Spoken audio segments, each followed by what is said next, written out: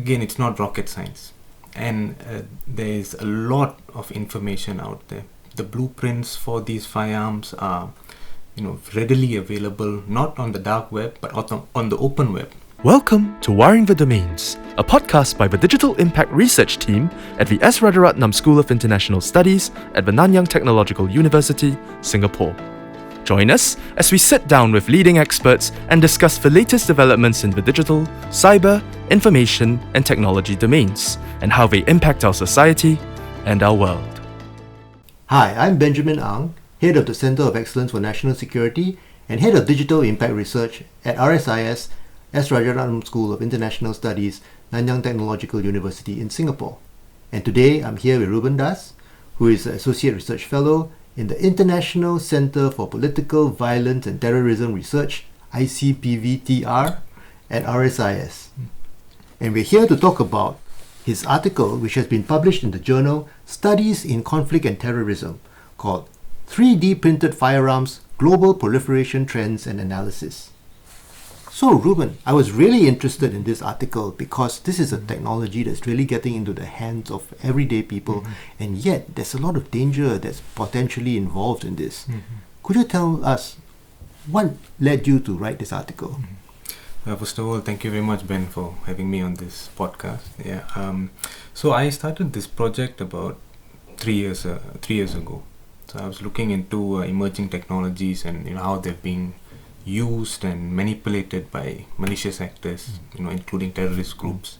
And at that time, 3D printing was one of the emerging technologies. And as I was doing my research, I found that there was a lack of an empirical understanding of the phenomenon, a lack of sort of global databases on the phenomenon. There were research published on the issue in various pockets, and so what I attempted to do was try and sort of collate that data, so that we are able to understand the phenomenon collectively. And so I embarked on a project that involved building a sort of database of 3D printed firearm incidents based on open source reporting. So I depend primarily on media reports, certain open databases, certain law enforcement press reports, press releases and stuff like that. And I try and collect data on the issue and sort of analyze it, and the paper was a culmination of that research. So this is really essential because, as you said, before this there wasn't such a collection to have it all together. So what did you find? So there were several sort of findings that I managed to come across. So just to give you a background, so that the data or the analysis for this paper was based on 225 3D printed firearm incidents globally. And so this is, I have to say, this is an underestimate because a lot of the cases don't get reported. And so in my conversations with law enforcement, the numbers are actually higher. Right? But nevertheless, it still gives us a collective understanding of the issue. And with 3D printed firearms, it's at the moment the data suggests that it's primarily a criminal phenomenon. So it's the criminal networks that are behind this. So these are, for example, firearm trafficking groups, gangs, drug-related networks who are sort of manufacturing or attempting to manufacture these firearms. However, about 35 or 36 cases have been linked to terrorists. And out of that 36, a large proportion of them are right-wing extremist groups.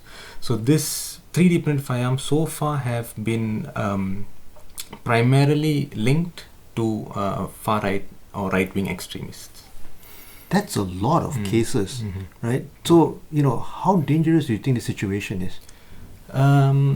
So With regards to the firearm itself, I have to say that number one, it's not as easy as click, print, shoot, right? So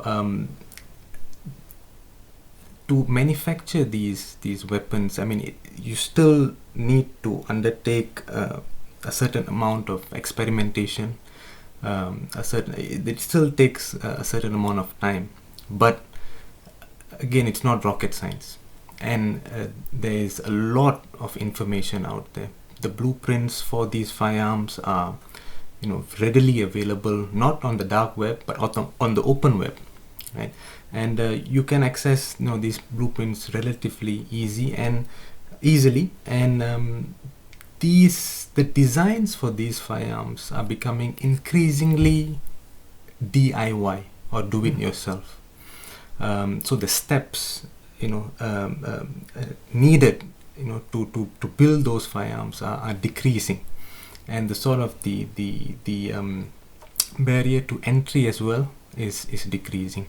So it's definitely a growing phenomenon, and the firearms again, another thing I should caution is these firearms are only as good as the maker. So if with someone who has more and more experience, the firearms will get better. So I would definitely say it's a growing phenomenon. It's getting more and more lethal as the technology develops and as the threshold decreases.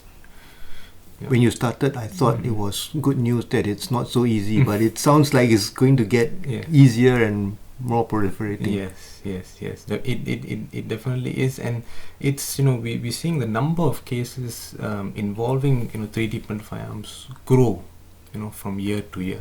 So that's definitely concerning, and the main issue I think is also the fact that 3D printing is a dual use technology. So it's a commercial technology that is available. I mean, it's not a crime to own a 3D printer, right? It's because 3D printing and 3D printers have legitimate uses.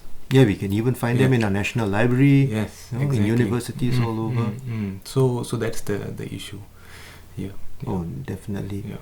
So as things are growing, I'm pretty sure growing rapidly, and I know that journal articles always take years to clear. Yeah. Since the time that you first wrote this, has anything changed that you've seen in research, and what kind of follow-ups are you planning? So I finished writing this in July last year. So from then till now, my database is still active. It's still growing. I'm still logging cases in, and it's currently at more than 300 cases at present. And so the cases are definitely increasing year on year, and another issue that I'm seeing is the growing number of youths that are involved in either attempting to acquire firearm blueprints or attempting to manufacture these weapons. And again, about I've come across at least 80 cases involving youths worldwide, and there's also a growing number of youths who are inspired by right-wing extremist ideology trying to acquire these weapons. So this is a concerning trend, and this is another sort of an article that I'm working on as a spin-off to this project. Wow, this is concerning, considering all the other work that ICPVTR is doing on youths and self-radicalizing, and then now they can make their own weapons. Yes. Well, we'll definitely be looking out for your next article when it comes out. Sure, thank you very much, man. Thanks so much for joining us on this podcast. Thank you very much, man. Thank you for listening to our podcast, Wiring the Domains, by the Digital Impact Research Team at RSIS and TU. If you found this useful, remember to like, subscribe, and follow us on your favorite podcast platform so that you can get the latest from our cyber, digital, and technology research.